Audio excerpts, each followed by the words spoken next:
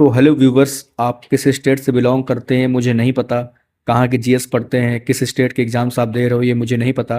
पर अगर आप उत्तर प्रदेश से हो तो ये वीडियो आपके लिए बहुत इन्फॉर्मेटिव होने वाली है। ये वीडियो उत्तर प्रदेश की संक्षिप्त जानकारी के बारे में होने वाली है। जैसे यहाँ की जनगणना, यहाँ की राजनीतिक संरचना, यहाँ के जो राजकीय प्रतीक हैं उनके बारे में अध्ययन करेंगे। एक तरीके से आप इसे यूपी जीके की शॉर्ट नोट्स की क्लास कह सकते हैं। तो चलो वीडियो शुरू करते हैं। तो इतिहास की शुरुआत करने के पहले हम जानते हैं कि उत्तर प्रदेश की स्थापना कब हुई थी। तो उत्तर प्रदेश की स्थापना हुई थी 24 जनवरी 1950 को। 24 जनवरी 1950 को इसकी स्थापना होती है और इसी 24 जनवरी को उत्तर प्रदेश दिवस के नाम से भी जाना जाता है।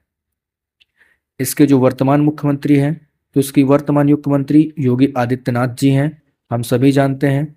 लेकिन जो इसके पहले मुख्यमंत्री थे उनका नाम गोविंद बल्लभ पंत था। अगर करंट में राज्यपाल के बारे में बात करें तो जो राज्यपाल हैं उनका नाम आनंदीबेन पटेल है। और अगर इसकी राजनीतिक संरचना के बारे में जानें तो उत्तर प्रदेश के अंदर लोकसभा की 80 सीटें आती हैं, जो कि किसी राज्य की सबसे ज़्यादा लोकसभा की सीटें हैं। इतनी सीटें कहीं पर भी नहीं हैं। अगर हम राज्यसभा के बारे में बात करें तो उत्तर प्रदेश के अंदर राज्यसभा की 31 सीट्स आती हैं, जो कि ये भी बहुत ज़्यादा नंबर है क्योंकि इतनी सीटें कहीं नहीं हैं। और उसका डायरेक्टली मतलब है कि उत्तर प्रदेश की जनसंख्या बहुत ज़्यादा है। हम सभी जानते हैं लोकसभा और राज्यसभा की सीटों का जो आवंटन होता है वो जनसंख्या पर मुख्यतः आधारित होता है। उसके बहुत सारे पैरामीटर्स होते हैं लेकिन मुख्यतः वो जनसंख्या पर ही आधारित होता है। तो चूंकि जनसंख्या ज़्यादा है इसलिए लोकसभा की भी और राज्यसभा की सीटें भी बहुत ज़्यादा हैं। अगर हम विधानसभा की सीटों की बात करें तो उत्तर प्रदेश में विधानसभा की कुल 403 सीटें हैं।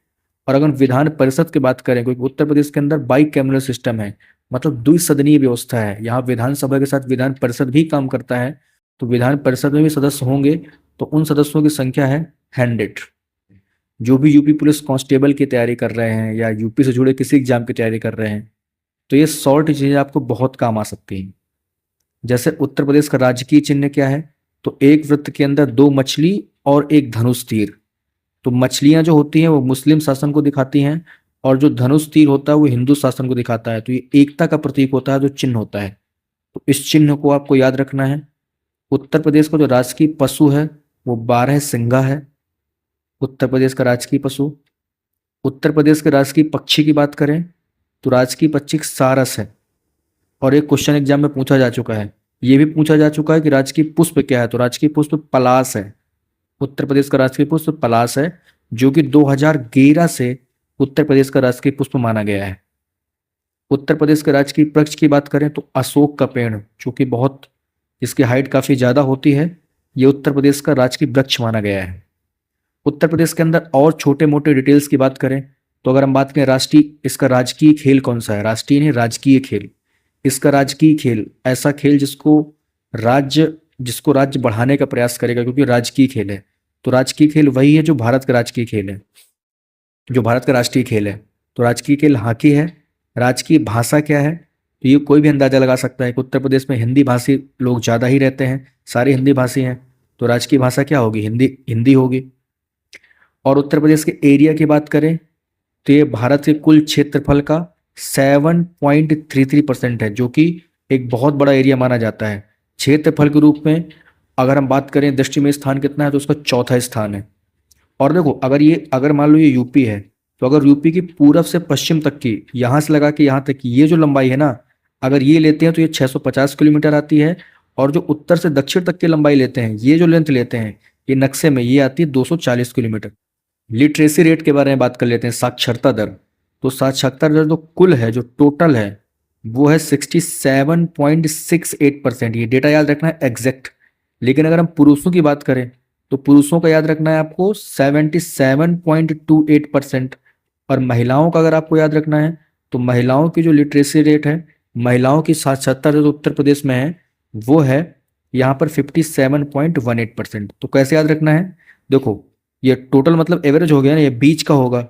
तो 57, फिर 67, फिर 77।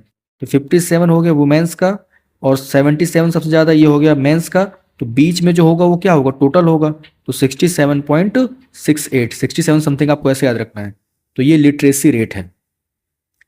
प्रमुख फसलों के बारे में बात करें तो फसलों के बारे में तो बहुत जानना आसान है। प्रमुख फसलें उत्तर प्रदेश में होती हैं जैसे आम हो गया, आलू बहुत मात्रा में उत्तर प्रदेश में पाया जाता है। इनकी मुख्य फसल तो गन्ना है। पहली गन्ना की जो मिल कहाँ लगाई गई थी, ये आपको आंसर कमेंट में करना है। कानपुर में भी एक चीनी मिल है। सरसों बहुत यहाँ पर होता है, जौ यहाँ पर बहुत होता है। जो मुख्य रूप से यहाँ पर जो फेमस फसल है वो गन्ना है। अगर हम उत्तर प्रदेश में जनजातियों की बात करें, तो जनजातियां उत्तर प्रदेश में कौन कौन सी पाई जाती हैं, तो यहाँ पर जो सबसे ज्यादा पाई जाती है जिसकी जनसंख्या, वो है थारू जनजाति। थारू जनजाति हो गई। यहाँ पर गोंड भी बहुत अधिक संख्या में पाए जाते हैं। गोंड हो गया, अगारिया जनजाति और बुक्सा जनजाति, ये उत्तर प्रदेश के मुख्य जनजातियों में से एक है। और भी जनजातियां होती हैं, बैगा हो गया, भुइयां हो गया, लेकिन ये मुख्य जनजातियां हैं। और पॉलिटिकल हिस्ट्री तो मैंने थोड़ा बहुत आपको बता दी है कि जो फर्स्ट सीएम थे वो गोविंद बल्लभ पंत थे। प्रथम महिला मुख्यमंत्री जो सुचिता कृपलानी थी। सुचिता कृपलानी प्रथम महिला मुख्यमंत्री सिर्फ उत्तर प्रदेश की नहीं थी, वो ऑल इंडिया की पहली वुमेन सीएम के रूप में जानी जाती हैं। पहली महिला राज्यपाल कौन थी, वो सरोजिनी नायडू थी। राष्ट्रपति शासन, प्रेसिडेंट रूल कितनी बार उत्तर प्रदेश में लग चुका है, 10 बार लग चुका है। ये बहुत इंपॉर्टेंट क्वेश्चन है। उत्तर प्रदेश में 10 बार प्रेसिडेंट रूल लग चुका है। उत्तर प्रदेश में विधान परिषद का गठन कब किया गया है, क्योंकि बाइक कैमरा सिस्टम है तो विधान परिषद का गठन किया गया होगा, यह किया गया था 1937 में। बात क्लियर है। तो these are the some important question regarding the UP. तो ये उत्तर प्रदेश राज्य के बारे में संक्षिप्त जानकारी है। आई होप आपको ये जानकारी सही लगी होगी और आपको आने वाले फ्यूचर के एग्जाम्स में कहीं ना कहीं थोड़ा बहुत आपको हेल्प करेगी। तो अगर आपको वीडियो अच्छी लगी है, वीडियो के आखिरी पार्ट पर आप हैं, तो चैनल को सब्सक्राइब कर लीजिए।